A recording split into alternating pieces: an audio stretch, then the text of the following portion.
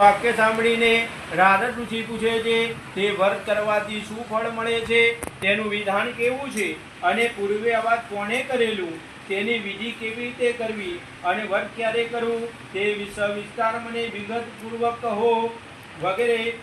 શ્રી ભગવાન વાંચો. ભગવાન કહે છે, હે નારદજી, આ વ્રતનાનું વ્રત દુઃખ શોક વગેરે મટાડનાર અને ધનધાન્યને વધારનાર પ્રપચ્છયુ મુનય સર્વે સુતમ પૌરાણિકમ ખલો.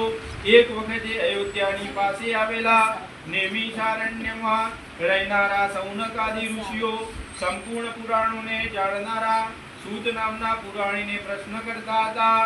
ઋષિ, હે મહામુને, કયું વ્રત કરો અથવા તપ કર્યાથી વાંછિત ફળ પ્રાપ્ત થાય છે તે શ્રવણ કરવા અમે ઈચ્છા કરીએ છીએ.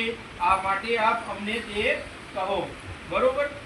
સૂત વાચો. સૌનકાદિ ઋષિઓનો પ્રશ્ન સાંભળીને સૂત કહે છે, કોઈ કાળના વિશે દેવ ઋષિ અમકૃત્વા સર્વે દેવન ક્રિયાગ્ન કર્મારંભા ગોપના પ્રવંતતે ઓંકારાદિ કૃત્વા સામાતર વાચી મુખ્યમિદન્નુપ્યા પુણ્યમ પુણ્યાવાદી શિવાચ્યતામો મા વિઘ્નમ મામ ચ પાપમા સંતુ પરિબંધિના સૌમ્યા ભવંતુ સુખિના સર્વે લોકા સુખાવા તથાસ્તુ. આજે આટલા નિયમોનું પાલન કરવું પડે, વ્રત કરવું પડે. જમ્યા હતા બપોરે? કપ્પા કર્યો છે. આ કથા કરી હોય ને કપ્પા કર્યો. દીર્ઘમાયુ રસ્તુ સ્વીતિ ભવંતુ બ્રુવંતુ. માથા ડાળો તેનાય પ્રમાણે પુણ્ય પુણ્યાહમ બેના પાડે ડાળો. દીર્ઘમાયુ રસ્તુ તો ભગવાન લોભુ આયુષ્ય આપતી, આયુ આરોગ્ય આપતી. ફરીથી બીજી વખત લેજો. પાછું લઈ લો. તમે આગળ આવો.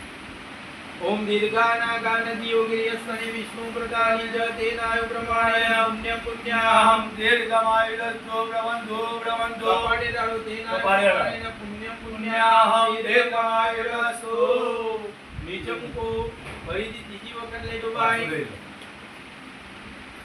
ઓમ દીર્ઘાનાગાનદી યોગિયસ્તને વિષ્ણુ પ્રદાની જ તેનાયુ પ્રમાણે પુણ્ય પુણ્યાહમ દીર્ઘમાયુરસ્તો પાડે ડાળો દીર્ઘમાયુરસ્તો ભવંતુ.